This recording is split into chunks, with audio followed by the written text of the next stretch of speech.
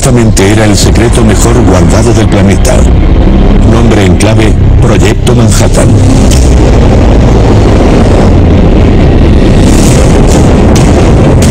Su éxito aseguraría el dominio de Estados Unidos sobre su nuevo rival.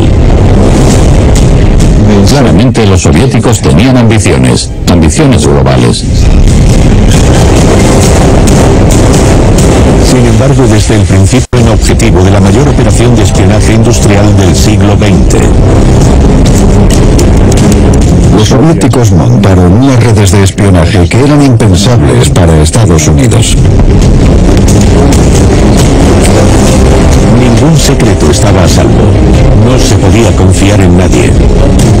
Estaban dispuestos a morir por su causa, y lo hicieron. Esta es la historia desclasificada de los espías atómicos que pusieron al mundo en jaque.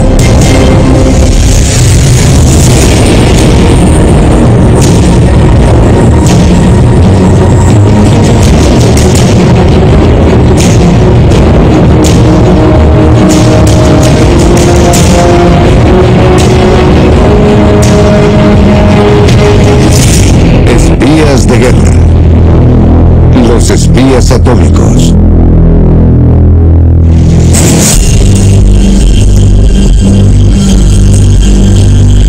Arlington Hall, sede de la futura Agencia de Seguridad Nacional. Tras la Segunda Guerra Mundial, estos hombres y mujeres tienen una misión especial: descifrar los mensajes codificados enviados por uno de sus aliados durante la guerra, la Unión Soviética. Por supuesto, Estados Unidos y la Unión Soviética eran aliados, pero había una gran desconfianza en ambos bandos.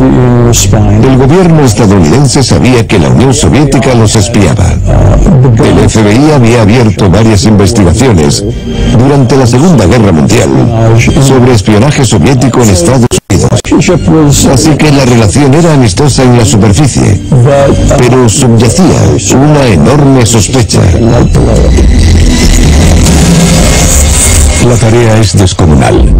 Los agentes interceptan miles de telegramas indescifrables entre Moscú y la embajada o los consulados soviéticos en suelo estadounidense.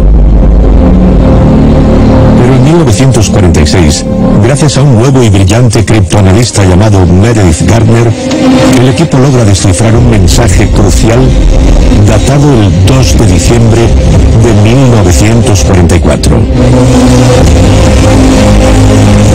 El texto cita 24 nombres. Nombres que nadie imaginaba que pudieran aparecer en documentos soviéticos.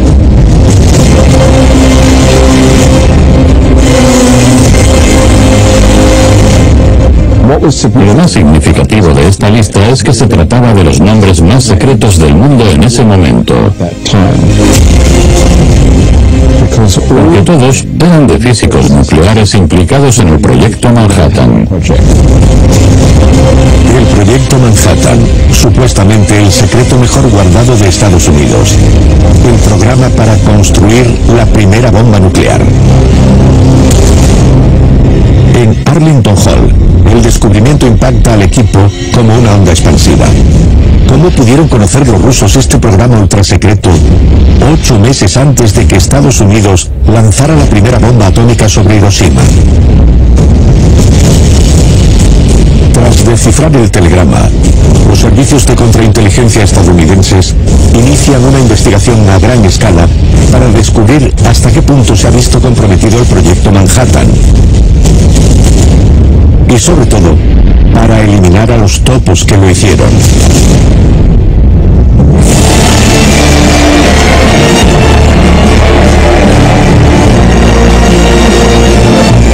8 de mayo de 1945, el final de la Segunda Guerra Mundial deja a Europa exhausta y traumatizada tras 6 años de conflicto.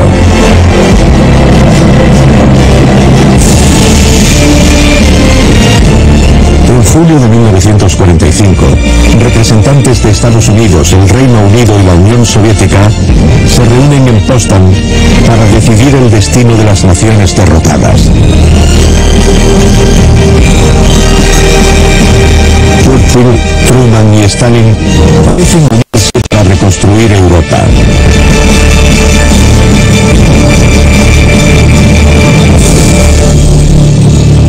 Pero tras las puertas cerradas, las semillas de la discordia ya han comenzado a germinar.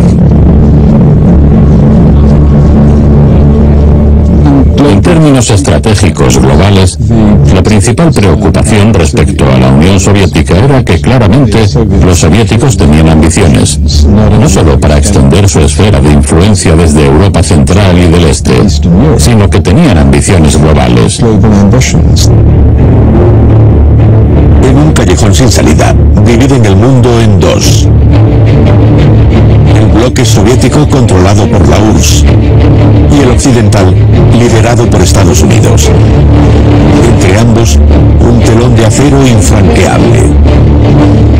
Creo que la conferencia de Potsdam fue la primera gran manifestación de la Guerra Fría.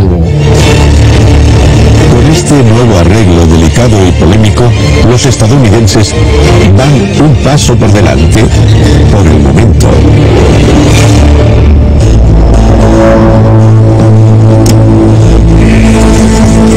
Pocos años antes, en 1938, el mundo supo que un físico alemán había descubierto la fisión nuclear y su enorme potencial para producir una bomba ultrapotente.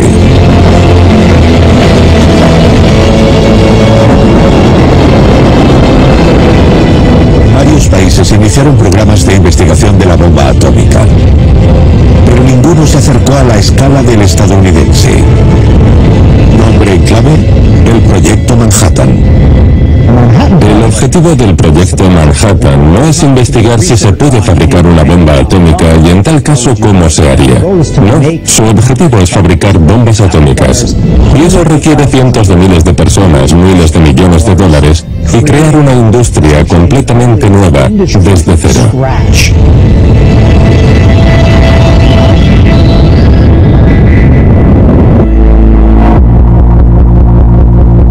Más de 30 instalaciones repartidas por Estados Unidos y Canadá se unen a este esfuerzo colosal.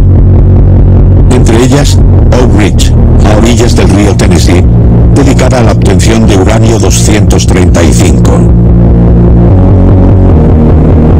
Hanford, en el estado de Washington, destinada a producir plutonio 239. El desarrollo y construcción del mecanismo de la bomba tiene lugar en el que hasta entonces había sido un tranquilo pueblo llamado Los Álamos.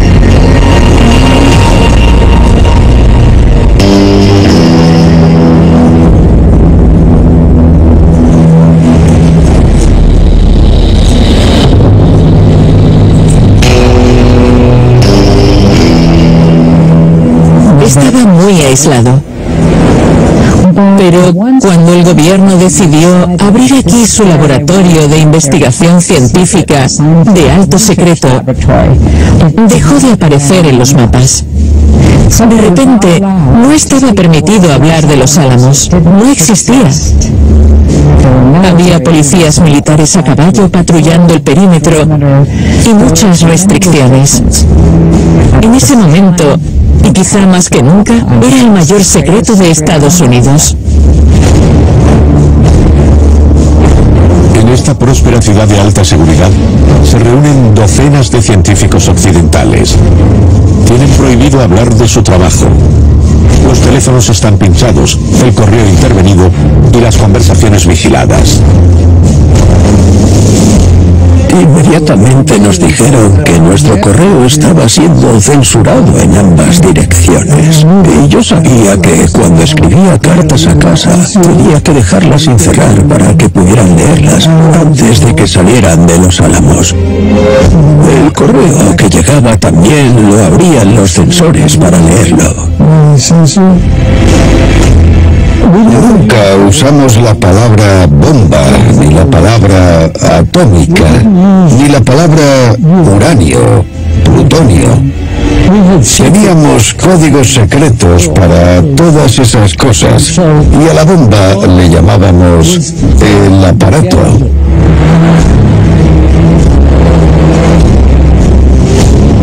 Los Los laboratorios están separados en divisiones, cada una dedicada a un trabajo específico. Al frente de esta inmensa orquesta había dos hombres, Leslie Groves, director militar del proyecto Manhattan, y Robert Oppenheimer, el director científico. Lideran una misión desafiante, desarrollar no solo una bomba atómica, sino dos. Una con uranio y otra con plutonio.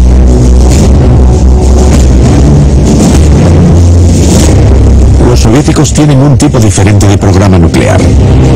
No invierten mucho en investigación, pero destacan en espionaje.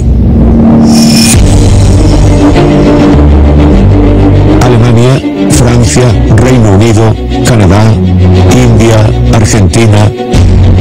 Durante la Segunda Guerra Mundial, la URSS creó la mayor red de espionaje del mundo. Los hombres y mujeres del NKVD, el precursor del KGB, se infiltran en los más altos niveles de países occidentales.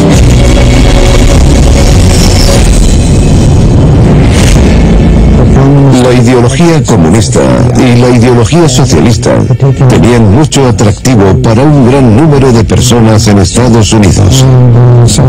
Y el servicio de inteligencia soviético era experto en explotar eso y encontrar a personas que posteriormente ocupaban puestos de nivel medio y superior en el gobierno y en los diversos elementos de la industria bélica estadounidense durante la guerra.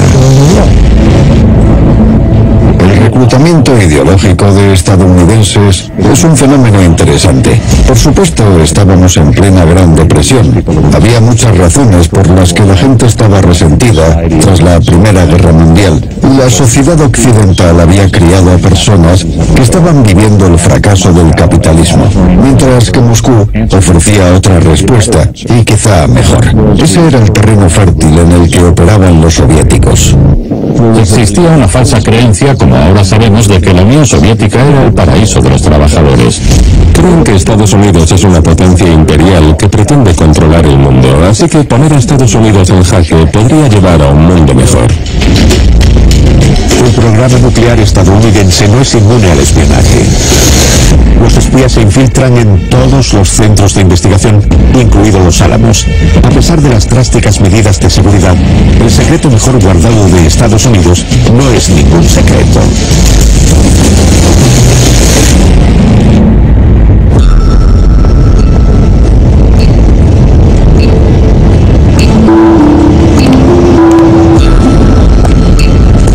Este es Klaus Fuchs.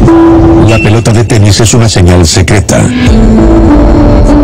Nacido en Alemania, hijo de un pastor comunista antinazi, huyó al comienzo de la guerra y estudió física en Inglaterra.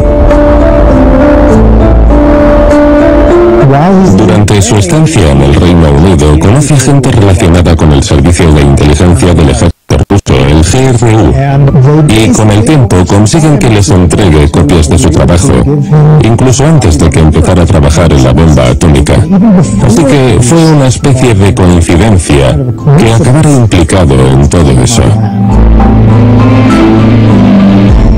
Cuando lo captaron estaban encantados con él. Seguía trabajando en eso y era muy bueno en su trabajo.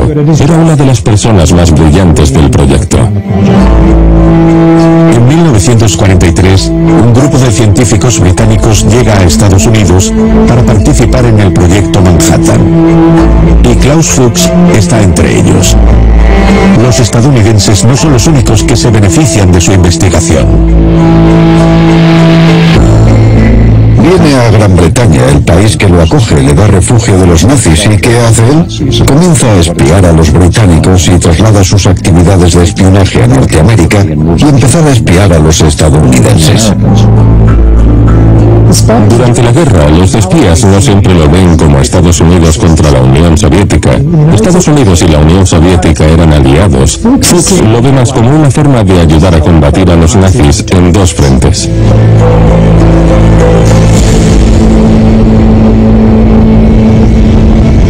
En febrero de 1944, el hombre con el libro verde que se reúne con Fuchs es un agente soviético llamado Harry Gold.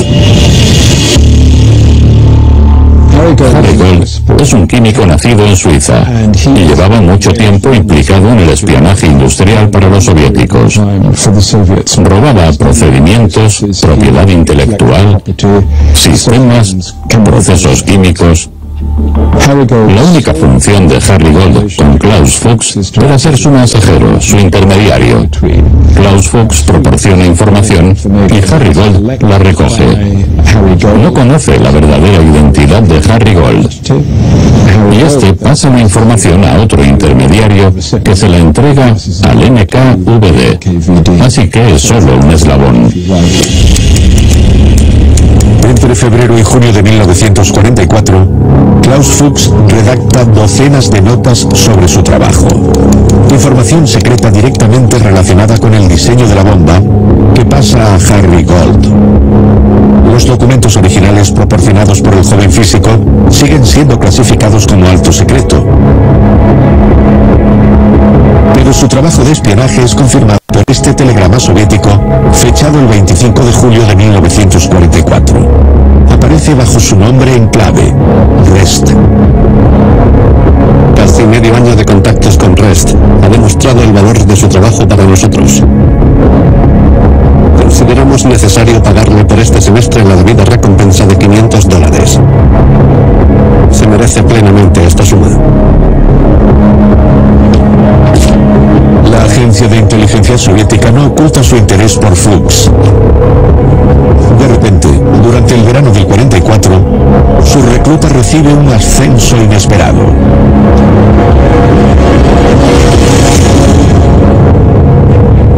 Fuchs deja Nueva York para incorporarse a la división teórica del Centro de Investigación de los Álamos. No es un cargo insignificante.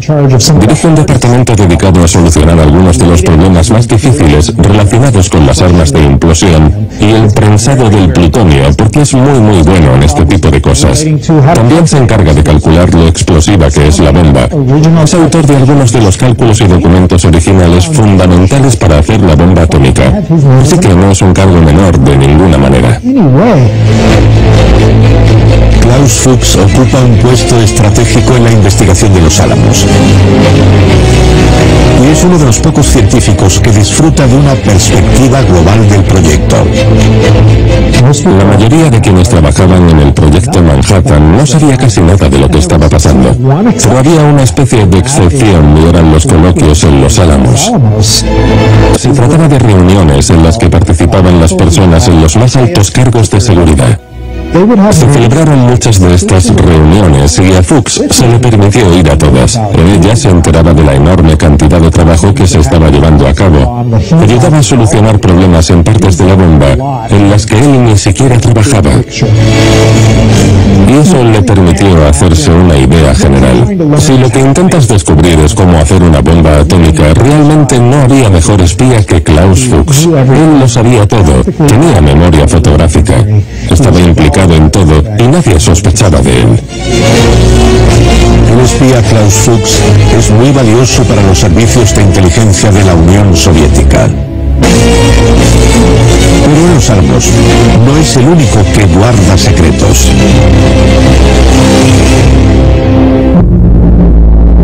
Cariño, he estado leyendo muchos libros sobre la Unión Soviética.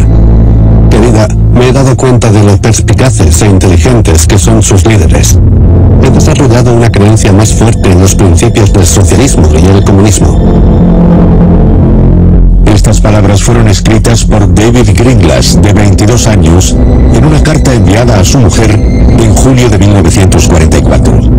Es ingeniero mecánico y se está preparando para incorporarse al Departamento de Ingeniería de los Laboratorios de los Álamos. Antiguo simpatizante comunista, es reclutado como espía por miembros de su propia familia.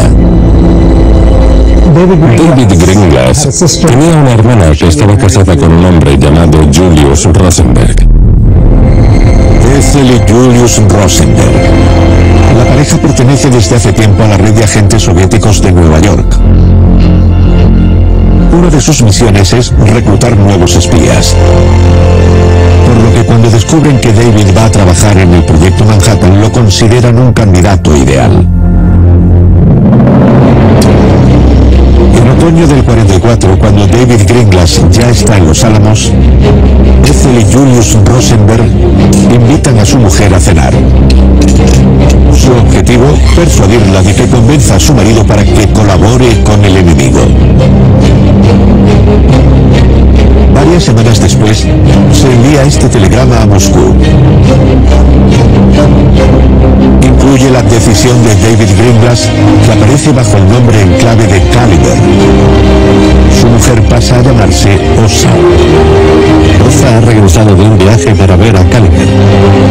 Este expresó su disposición a ayudar a arrojar más luz sobre el trabajo que se está llevando a cabo en el Campo 2. Campo 2 es el nombre en clave soviético de Los Álamos. El 16 de diciembre de 1944, Greenglass se convierte en un espía infiltrado en el corazón del proyecto Manhattan. No cuenta con la misma experiencia que Klaus Fuchs y tiene menos acceso a información técnica.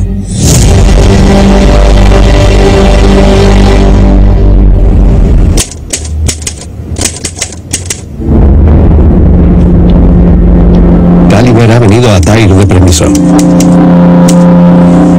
Nos ha entregado un plano hecho a mano de la disposición del Campo 2 y los datos que conoce sobre el trabajo y el personal. La tarea básica del campo es crear el mecanismo, que servirá como detonador. Este telegrama del NKVD da una idea de lo que envía el joven espía. Un mapa de Los Álamos, pero también detalles sobre el trabajo en curso. La información clasificada comienza a fluir. En secreto, Klaus Fuchs y David Greenglass redactan informes detallados sobre su trabajo. Llenan páginas y páginas con fórmulas matemáticas, copian los planos de varias partes de la bomba y sacan la información a escondidas.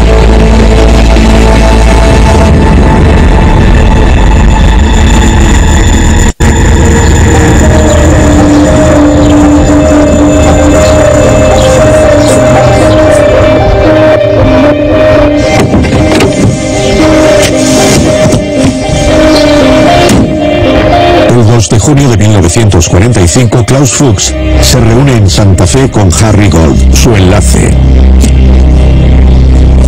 Ese día le entrega uno de los documentos más importantes, un plano detallado de la bomba de plutonio, incluidas sus dimensiones.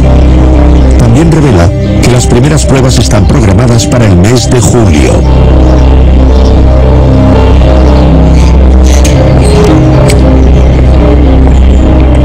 Al día siguiente, Harry Gold llama a una puerta en Albuquerque, no lejos de Santa Fe. Tiene una reunión con David Greenglass durante una visita a su mujer.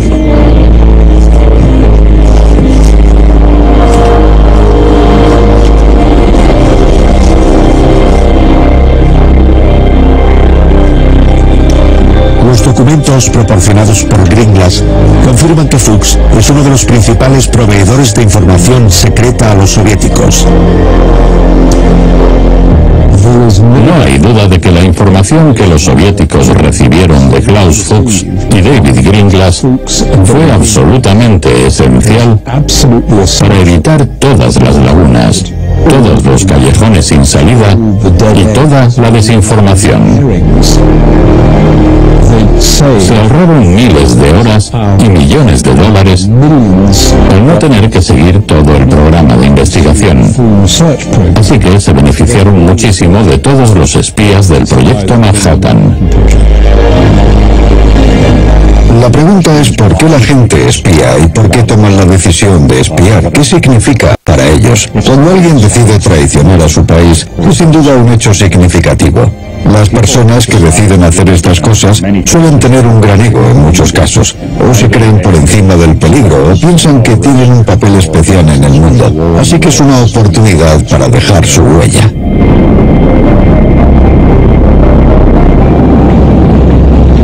A medida que los Los detalles del proyecto estadounidense van pasando gradualmente a manos del NKVD. En julio de 1945, 250 científicos y técnicos se congregan en medio del desierto para llevar a cabo las primeras pruebas de la bomba atómica.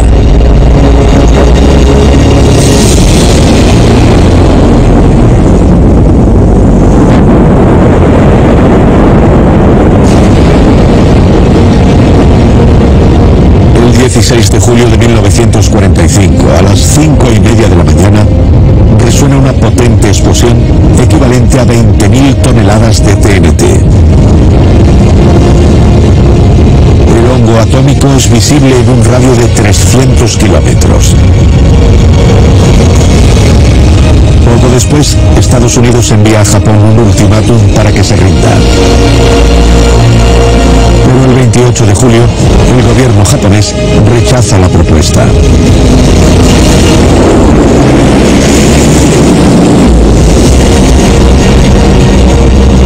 El 6 de agosto de 1945, la bomba atómica Little Boy detona sobre Hiroshima. 70.000 personas mueren en el acto. Otras 70.000 resultan heridas. 3 días después, Estados Unidos lanza la segunda bomba, Fat Man, sobre Nagasaki. Esta vez mueren 40.000 personas.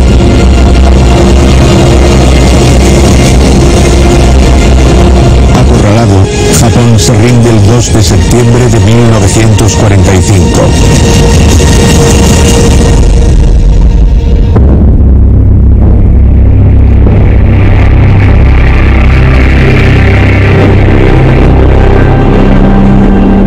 Estados Unidos tiene la posesión exclusiva de esta nueva arma inconcebiblemente poderosa.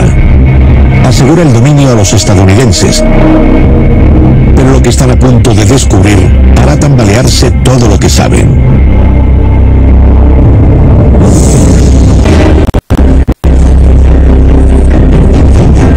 En 1946, pocos meses después de la guerra, los hombres y mujeres de Arlington Hall trabajan incansablemente para intentar descifrar los telegramas rusos. Los servicios secretos rusos utilizan un método de encriptación muy eficaz, el bloc de un solo uso.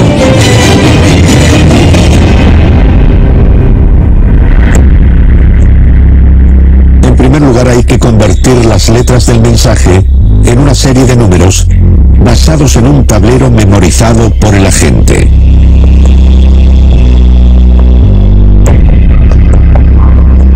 A continuación, los números se organizan en grupos de 5. Luego se utiliza un bloc de un solo uso que contiene números aleatorios. Solo el remitente y el destinatario del mensaje tienen blocs iguales. Los números de la misma columna se suman 2 a 2. Luego se eliminan las decenas. Aquí está el mensaje como es enviado. Para descifrarlo, el destinatario utiliza el mismo tablero y, lo que es más importante, el mismo bloc de un solo uso que le permite invertir la operación.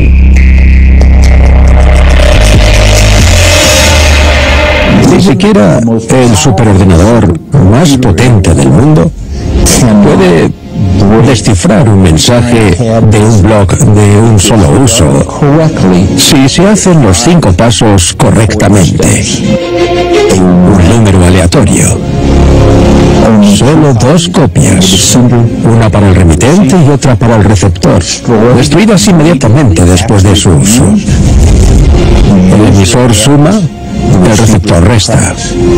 Y el 5.º paso, la longitud de la clave debe ser al menos igual a la longitud del mensaje.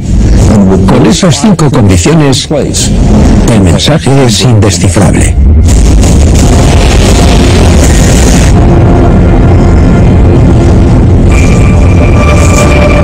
Durante meses, los criptoanalistas de Arlington Hall lucharon con estos impresionantes blocs de un solo uso. Pero a principios de 1946, un nuevo miembro se incorpora al equipo del proyecto ruso. Su nombre, Meredith Garner.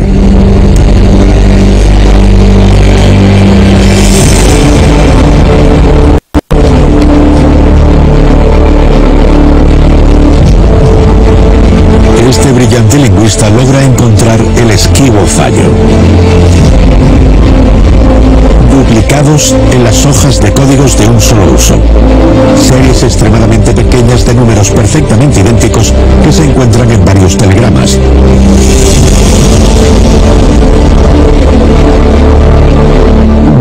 Cuando la Unión Soviética entró en la Segunda Guerra Mundial, el tráfico de inteligencia aumentó enormemente. Se enviaban un inmenso número de mensajes y por lo tanto utilizan una enorme cantidad de blogs de un solo uso.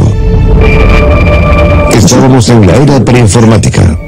Hoy en día no hay más que usar un ordenador para generar números aleatorios desde ahora hasta el final de los tiempos. Pero durante la Segunda Guerra Mundial era mucho más difícil y llevaba mucho más tiempo generar números aleatorios.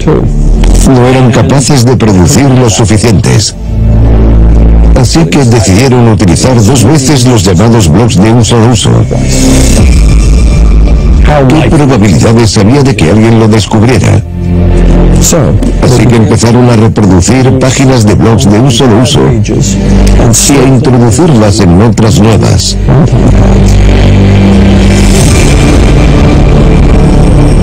Aprovechando estas minúsculas repeticiones, Gardner descifra los mensajes de la inteligencia soviética y descubre que el proyecto Manhattan, de alto secreto, estuvo comprometido y se conocieron los nombres de científicos participantes.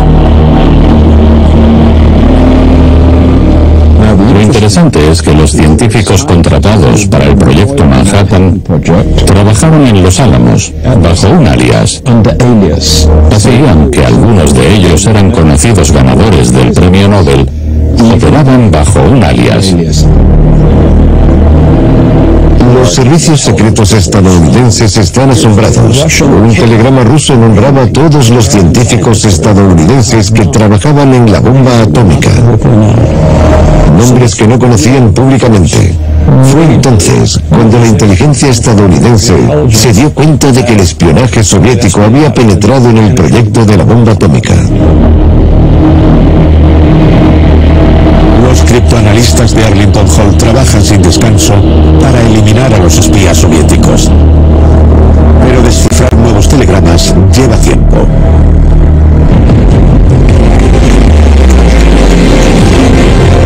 Mientras tanto, en la Unión Soviética, el programa de investigación nuclear se ha desarrollado en total secreto.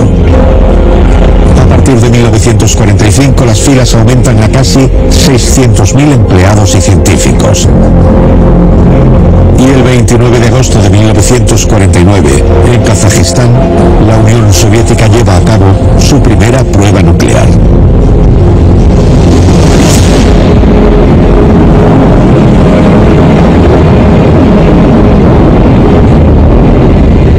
La URSS se convierte en el segundo país que posee la bomba atómica.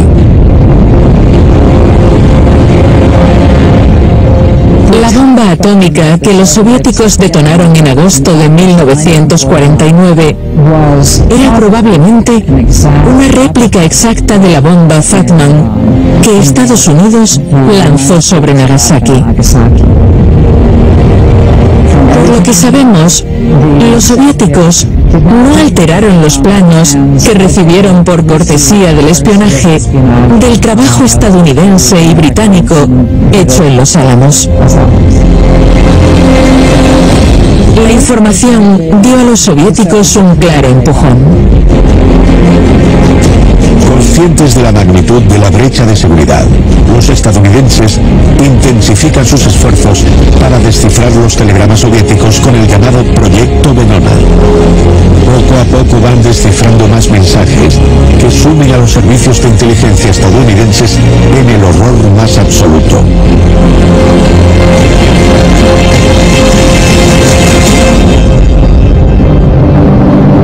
Los documentos originales siguen siendo secretos, guardados en los archivos seguros de la Agencia de Seguridad Nacional. Pero en los últimos años, copias de las traducciones de Meredith Gardner y sus colegas han sido desclasificadas. Entre estos miles de páginas se encuentra un telegrama fechado en febrero de 1944.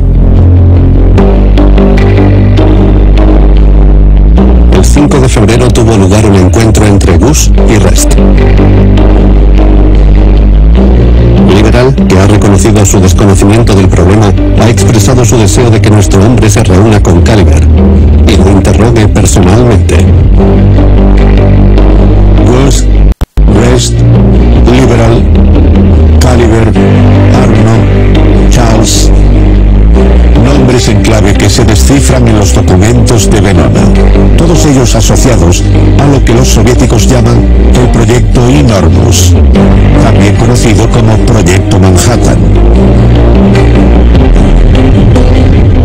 Si hablamos del impacto de Venona, fue sin duda monumental para la contrainteligencia y la seguridad nacional estadounidenses. Antes de eso, muchas personas habían negado o no querían ver que la Unión Soviética no era un aliado fiel y que durante la guerra aprovechó la oportunidad para minar a Estados Unidos.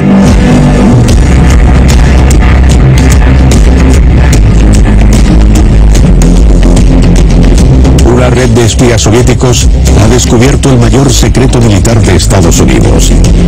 Los servicios de inteligencia inician una cacería implacable para descubrir a los hombres ocultos tras esos seudónimos. El agente especial del FBI, Robert Lanphier, dirige la investigación. Examina los telegramas descifrados en busca de la más mínima pista. Estaba claro que había una fuente cuyo nombre en clave era Charles y también Rest, R-E-S-T. Robert Lanphier pudo identificar un texto que indicaba que Charles había viajado en la Navidad de 1944 a New Haven, Connecticut. Así que fue a Los Álamos, revisó los registros de permisos y viendo quién se había marchado de permiso durante ese periodo, redujo el número de sospechosos a 3 individuos, hasta que finalmente descubrió que Klaus Fuchs tenía una hermana que vivía en New Haven, Connecticut. Sobre esa base, las pruebas apuntaban a Klaus Fuchs y en él centraron la investigación.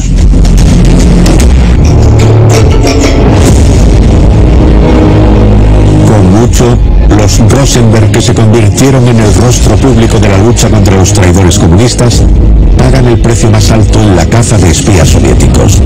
Mientras que ellos son condenados a muerte, Klaus Fuchs es condenado a 14 años de prisión en el Reino Unido. David Greenglass es condenado a 15 años y Harry Gold a 30. Pero solo representan una fracción de la vasta red de espionaje tejida por la Unión Soviética en torno al Proyecto Manhattan. A medida que pasan los meses, otros nombres en clave aparecen en los telegramas descifrados. Star, Kalistrat, Vlad, Quantum, más saqueadores de información clasificada. ¿Pero quiénes son? ¿Cómo descifrar sus identidades secretas? En 1951, cuando los Rosenberg son juzgados, el criptólogo Meredith Garner descifra el telegrama más explícito hasta el momento, enviado de Nueva York a Moscú 7 años antes. Beck visitó a Theodore Hall, de 19 años, el hijo de un peluquero.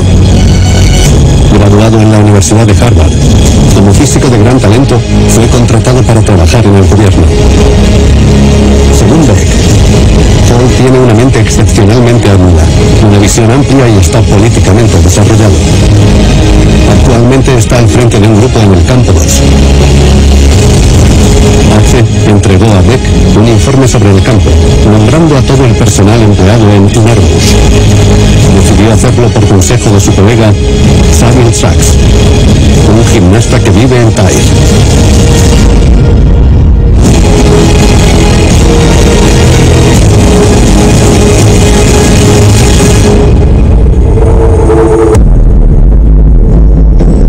Es una gran oportunidad para el FBI. Identifican a Theodore Hall, un joven físico de Harvard que trabaja en Los Álamos y que presumiblemente sigue siendo espía. También a Samuel Sachs, uno de sus amigos. Nombres en clave: Star, y Vlad.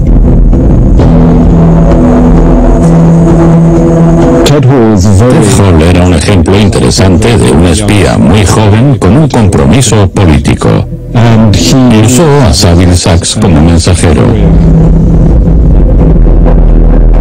Está claro por el tráfico de Venona que estaba cooperando con el NKVD, pasando mucha información, y estaba muy considerado. El caso de Hall es también una cuestión de ego. Hall era el miembro más joven del proyecto Manhattan y está claro que se creía muy inteligente, se codeaba con todos esos ganadores del Nobel en un gran trabajo. Además, en secreto trabajaba para la Unión Soviética. Si tienes 19 años, eso es algo muy importante. Creía que estaba cambiando el mundo. Tras identificar a los dos hombres, el FBI se enfrenta a un problema: ¿cómo acercarse a ellos sin revelar la existencia del proyecto Venona? Tras un largo periodo de investigación y vigilancia, ambos fueron detenidos el mismo día e interrogados por separado. Y frente a la acusación de que ambos eran espías soviéticos, cada uno, sin saber que el otro ha sido detenido, hizo todo lo posible para defender su inocencia y no implicar al otro. Se dieron cuenta de que no podían reunir pruebas contra Ted Hall y como resultado nunca fue a prisión. Murió como un hombre libre porque no pudieron encontrar el modo de llevarlo a juicio sin revelar las fuentes de Venona. Hasta la desclasificación de los telegramas del proyecto Venona en 1995, nadie fuera de la Agencia de Seguridad Nacional o el FBI supo de Theodore Hall y su agente de enlace. La ironía es que todas las condiciones que tuvieron que aceptar los científicos de Los Álamos para mantener el secreto fueron en vano. Ya que ciertamente todo se vio comprometido por los actos de estos individuos.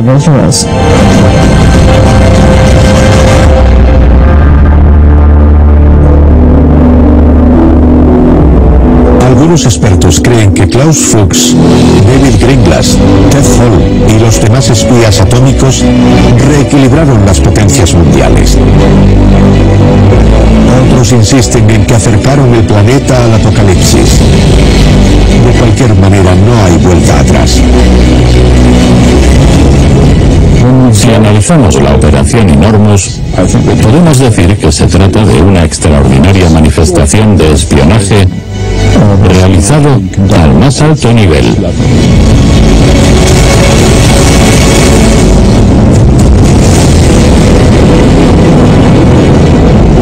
Esto proporcionó a los soviéticos un arma atómica en agosto de 1949, lo que cambió drásticamente la historia. Así que es difícil exagerar la influencia y el impacto de estos espías. El proyecto Manhattan fue referido al final de la guerra como el secreto mejor guardado de ese periodo y luego descubrimos que estaba lleno de espías por todas partes. Esa es una de las cosas que suceden en 1949 y principios de 1950 que hacen que parezca imposible imaginar un mundo en el que Estados Unidos y la Unión Soviética se vayan a llevar bien de algún modo. Todo el mundo empezó a fabricar tantas armas como pudo, así que es algo muy profundo. Los infiltrados del proyecto Manhattan y el robo de los planos de la bomba atómica aumentaron la tensión entre las dos superpotencias. De repente no se trataba de cómo ganar la guerra, sino de cómo evitar una guerra nuclear. En el siglo XXI, el alcance de este increíble caso de espionaje a ambos lados del telón de acero por fin ha quedado al descubierto, revelando una historia que permaneció en secreto durante mucho tiempo y que transformó la faz del mundo.